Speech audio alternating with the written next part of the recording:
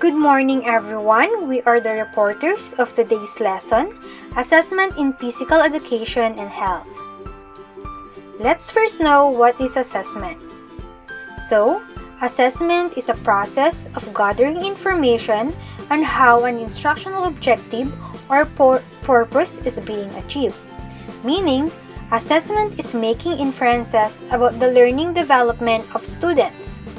It is the process of defining, selecting, designing, collecting, analyzing, interpreting, and using information to increase students' learning and development. What purpose does assessment serve? Okay, number 1. Guides and directs instruction. For example, a teacher can execute a pretest in order to know what the students already know. The result of the test can guide the teacher on what to do. Number 2. Provide students info on their progress. So as the teacher keeps the record of every assessment he or she administered in the class, the teacher and the students can check on their progress in the class. Number 3. Motivate students to improve their performance. For example, if they've seen that their grades are high, they will be motivated more to improve their performance. In contrast, if students came to know that their grades are low, they will still be motivated because they don't want to fail and they want to make up for their previous low grade. Number 4. Collect objective information on students for grading purposes. As the assessment sheets and scores are combined, the teacher can use this for the grading sheet of the learners. The teacher can also show this if some parents will question their child's grade. And lastly, number 5, make judgment about the effectiveness of teaching. Teacher can reflect on the student's assessment and progress. The teacher needs to know the problem why the learners are failing or progressing, so that teachers knows what to improve or maintain. What is assessed in the classroom? So, assessment in the classroom is aimed at helping students perform well in relation to the learning standards in physical education and health. Learning standards comprise content standards, performance standards, and learning competencies that are outlined in the curriculum. Meaning, the primarily assessed in the classroom for P.E and Health are the learning standards outlined in the curriculum. The learning standard comprise the content standards, performance standards, and learning competencies, which we are going to discuss on the next slide. We must always remember to align our assessments in P.E and Health with the existing curriculum guide. Content standards identify and set the essential knowledge and understanding that should be learned. We can all see the content standards in the curriculum guide, which the learners need to learn and be assessed. Performance standards describe the abilities and skills that learners are expected to demonstrate in relation to the content standards and integration of 21st century skills. We should always check these standards in P.E and Health, especially in assessing and providing performance tasks for the learners. Learning competencies refer to the knowledge, understanding, skills, and attitudes that students need to demonstrate in every lesson and/or learning activity. In assessing the students, make sure that these competencies are achieved and incorporated in any assessment tool that will be used. Concept development. The learning standards in the curriculum reflect progressions of concept development. Concept development is also defined as a broad range of cognitive processes from basic to complex as follows: remembering, understanding, applying, analyzing, evaluating, and creating. In assessing our learners for P.E and Health, we must consider concept development so that we can assess from basic to complex that would require their minds to think in a higher order thinking skills. Let's move on to the two types of classroom assessment performed in physical education and health. So the first one is the formative assessment. Formative assessment may be seen as assessment for learning, so teachers can make adjustment in their instruction. It is also assessment as learning, wherein students reflect on their own progress. So it refers to a wide variety of methods that teachers use to conduct in-progress evaluations of students' comprehension, learning needs, and academic progress. In other words, formative assessment are for learning. According to the UNESCO Program on Teaching and Learning for a Sustainable Future, formative assessment refers to the ongoing forms of assessment that are closely linked to the learning process. It is characteristically informal and is intended to help students identify strengths and weaknesses in order to learn from the assessment experience. So, this assessment is a process to identify the learner's strengths and weaknesses towards their academic learning. Formative assessment may be integrated in all parts of the lesson. Basically, every lesson has three parts: before the lesson proper, and after the lesson. So, formative assessment conducted in each part serves a different purpose. Assessment before the lesson. So, formative assessment conducted before the lesson informs the teacher about the student's understanding of the lesson or topic before direct instruction. Like for example, after presenting the topic, teachers will ask questions to the learners regarding their prior knowledge towards the topic. In that case, teachers will determine the understanding of the learners. It helps teachers understand where the students stand in terms of conceptual understanding and application. So when we say conceptual understanding and application, is knowing more than isolated facts and methods. The successful students understand mathematical ideas and has the ability to transfer their knowledge into a new situations and apply it into a new context. Provides basis for making instructional decisions such as moving on to a new lesson or clarifying prerequisite understanding. So this will help the teachers to decide if there is a need to provide more information or clarification for the learners, or they have already understood and ready for the new lesson. Assessment during the lesson proper. So, formative assessment conducted during the lesson proper informs teachers of the progress of the students in relation to the development of the learning competencies. So, during this time, assessment is being implemented to see if the learners have acquired the set goals or learning competencies. It also helps the teacher to determine whether instructional strategies are effective.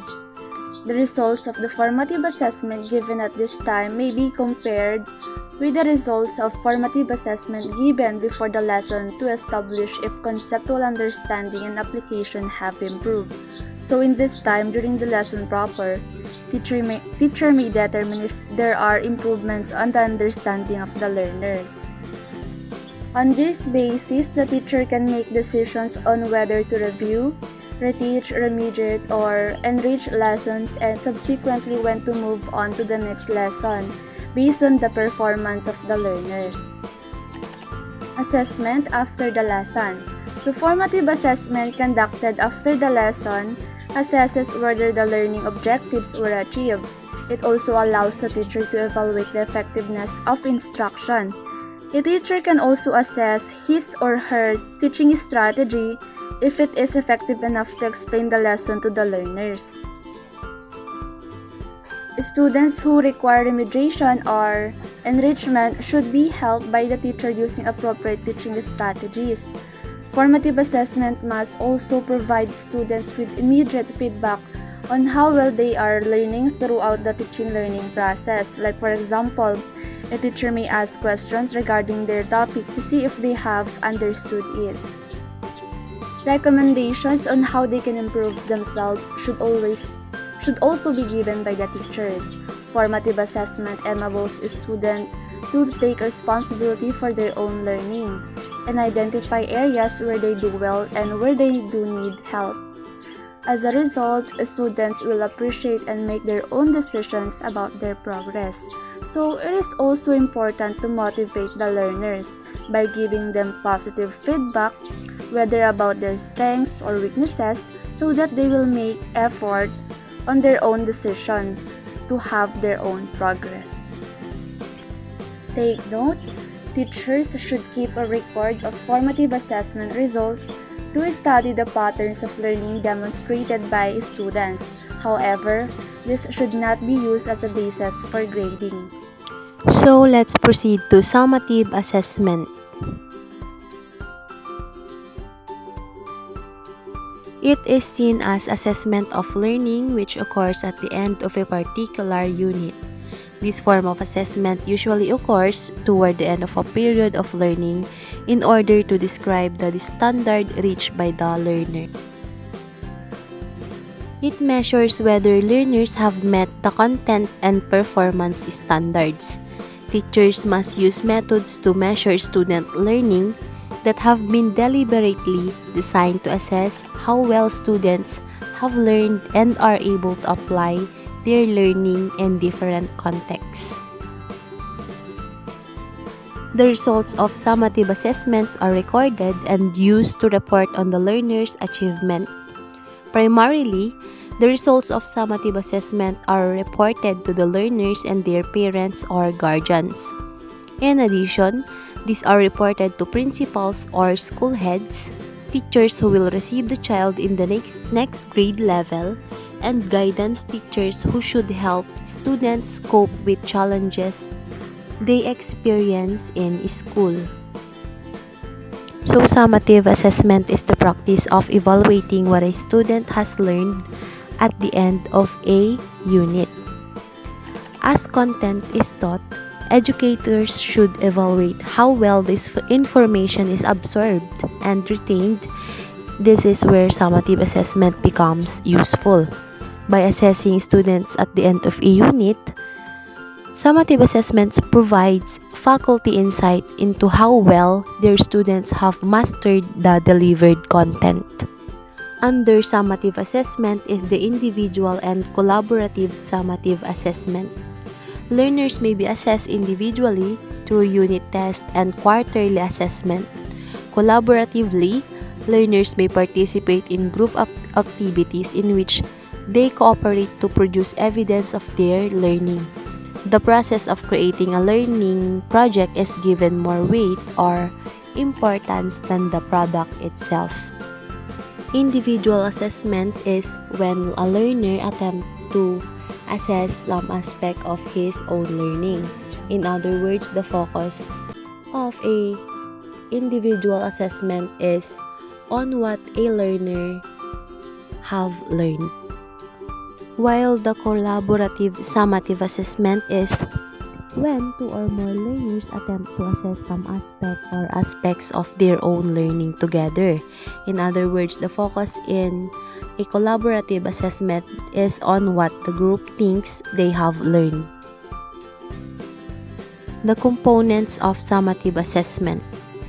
Summative assessments are classified into three components, namely written work, performance task, and quarterly assessment.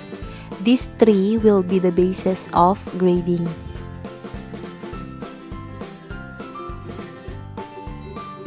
The written work component ensures that students are able to express skills and concepts in written form. Written work, which may include long quizzes and unit or long tests, help strengthen test-taking skills among the learners. It is strongly recommended that items in long quizzes or tests be distributed across the cognitive process dimensions so that all are adequately covered. Through this, learners are able to practice and prepare for quarterly assessment and other standardized assessments. Other written work may include essays, written reports, and other written output. It is understandable that a written work is a written test in which involves writing rather than doing something. The performance task component allows learners to show what they know and are able to do in diverse ways. In this performance task, the learners will perform what they have learned and show it in different ways. They may create or innovate products or do performance-based tasks. Performance-based tasks may include skills, demonstration, group representations, oral work, multimedia presentations, and research projects. It is important to note that written output may also be considered as performance tasks. In other words, it is any learning activity or assessment that asks students to perform to demonstrate their knowledge, understanding, and proficiency. So, what is a rubric?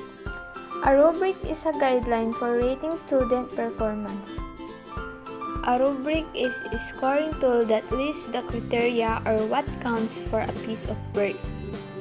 An evaluation tool that describes quality or work on a range from excellent to poor. Rubric means a scoring guide used to evaluate the quality of students' constructed responses. Put simply, it is a set of criteria for grading assignments. It usually contains evaluative criteria, quality, definitions for those criteria at particular levels of achievement, or a scoring strategy.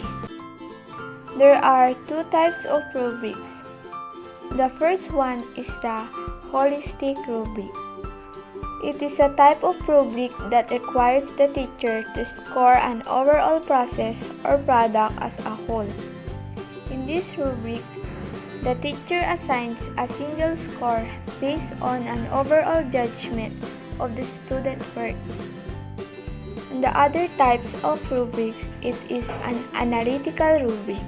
It is a type of rubric that provides information regarding performance in each component parts of a task, making it useful for diagnosing specific strengths and weaknesses of the learners. In this rubric, the teacher assigns points or weights to particular criteria and then evaluates student performance in each area. This is useful in providing feedback on areas of strength and weaknesses of the learners. So, what's the difference between a holistic and analytic rubrics? Holistic rubrics assess student work as a whole, while in the analytic rubric is that to identify and assess components of a finished product. Steps in developing rubrics. Number 1. Review learning objectives. Identify what you want students to do or to accomplish as the learning outcomes. Simply state what students are expected to know or be able to do upon completion. Students' learning outcomes should be clear, observable, measurable, and to reflect what else to develop and will be included. The students will have the idea and be aware of what and how they will going to do the performance task as they follow the structure of the given rubric. Number 2 is the list performance criteria. Develops a list of criteria that reflect the learning objectives and that describe tasks, behaviors, or elements that the students are expected to demonstrate in their performance. The specific behaviors that students should perform to properly carry out a performance, specific observable standards by which students' performance will be assessed, and specific measurable statements defining performance required to meet learning outcomes. With a list of performance criteria, it should be specific, clearly stated and observable, so it will be easier to assess what students have learned, particularly in their performance task. Number 3, describe levels of quality for each criterion. Describe the best and worst levels of quality for each criterion, and then fill in the middle levels to complete the range of performance levels. Define the performance quality of the ideal assessment for each criteria, one at a time. It begins with the highest level of the scale to define top quality performance. Remember, this is the level that you want all students to achieve, and it should be challenging. Make sure that there is a continuity in the difference between the criteria for exceeds versus meets and meets versus does not meet expectations. The difference between a 2 and a 3 performance should not be more than the difference between a 3 and a 4 performance. Next, develop a grid. Using a grid format with columns and rows, listing objectives or expected performance in the first column, and descriptions of various levels of performance in the next columns. Developing a grid and making it available as a tool for students' use will provide the scaffolding necessary to improve the quality of their performance or work and to increase their knowledge. Number 5, add a descriptor or numerical score to each performance level. Use a descriptive word to identify each performance level, such as beginning, developing, accomplished, and exemplary. There are a number of rating scales to utilize. If you want to score or grade the student's work, add a number or rating to each level. Descriptors are explicit descriptions of the performance and show how the score is derived and what is expected of the students. Descriptors spell out each level of performance for each criterion and describe what performance at a particular level looks like. Number 6, practice using the rubric. Before using formally, verify the rubric by using it to evaluate previous student work or practice with students to determine if the rubric is clear, accurate, and covers all potential performance. Ask for student feedback on the usefulness and fairness of the rubric. Using the rubric on real student work before you hold your students accountable with the final grade, test out your new rubric on a few pieces of actual student work. Remember, a carefully designed rubric can provide benefits to instructors and students alike. Number 7, share the rubric with students. Before students assigned activity that will be assessed, share the rubric to them to clarify what is expected in their work. Consider involving students in developing or evaluating a rubric. You can share the rubrics that your students create with colleagues for even further evaluation. Also, take time to calibrate the created rubrics. In the end, make sure your learners understand that rubrics should be organic and let them explore the given rubrics for them to understand and work with their performance task. Number 8, assess students' work. Use the rubric to guide you in assessing how well students performed or their level of mastery in doing the learning activity or assignment. Assessing students' performance can involve assessments that are formal or informal, high or low stakes, anonymous or public, individual or collective. Here, we provide suggestions and strategies for assessing student learning and performance, as well as ways to clarify your expectations and performance criteria to students. And lastly, revise the rubric. Keep track of the strengths and weaknesses of the rubrics as you use it to assess student work, revise to build in detail and improve communication. Revise the work on the basis of a particular feedback and fix some errors or unseemly to the given performance task or projects. Example of a rubric: performance, agtapik sa tumaray. It is based on MAPE, Kagapitan ng Mag-aaral Ilocano. We can see here a list of 5 criteria which are: number 1, nagay-ayamak anasayaat. Number 2, sinorot ko nga usto, ti paganurutan ti ay-ayam. Number 3, nagtarayak anapaspas. Number 4, tinapik ko iti kaaskwelaak anapaspas. And number 5, nasursurok iti nasayaat nga adal, iti panagay-ayam. And on the upper part, we can see the rating scale for performance levels. The first, when awan ti kamali, 5 puntos. When addamaysa wenno 2 a kamali, 4 puntos. When adda 3 wenno adupay a kamali, 3 puntos.